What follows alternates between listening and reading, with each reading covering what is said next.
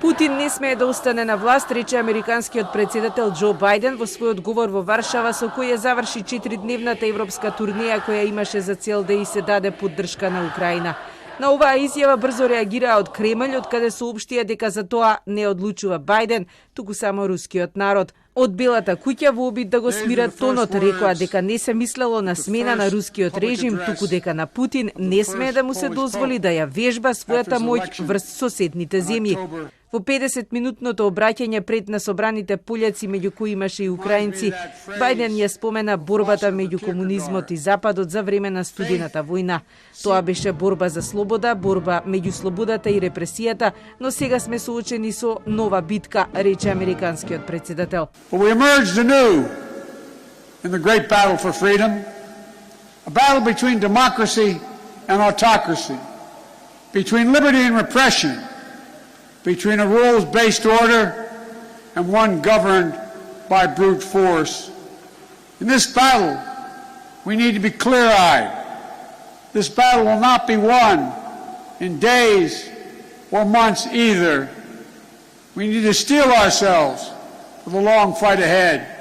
Русија ја задави демократијата и се обидува да го направи тоа и на други места, но ние остануваме со Украина и точка, заврши Бајден, кој во Полска дојде да ги охрабри властите, но и да ја даде војната поддршка што ја очекува Полска, со оглед на тоа што најголемиот товар со бегалците од Украина падна врз неа.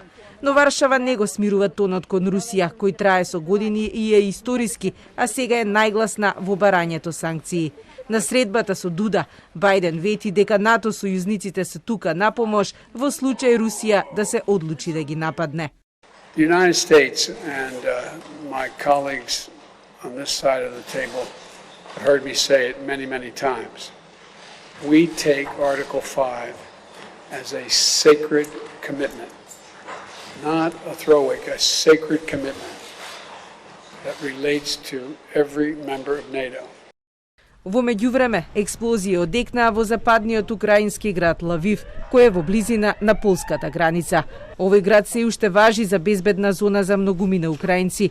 Тука доаѓаат сите хуманитарни конвои, а сместени се и многу странски репортерски екипи. We were inside the epicenter and we heard the siren.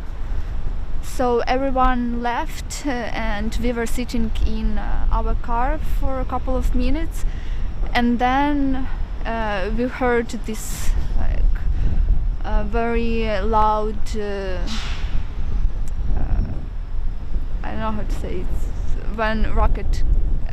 5 луѓе се повредени во ова гранатирање, кое ги изненади жителите, а по апелот од властите, ноќта ќе ја минат во скривниците. Жестоки битки се водеа во околините градови. Руската војска го освои градот Славутич, град во близина на нуклеарната централа Чернобил.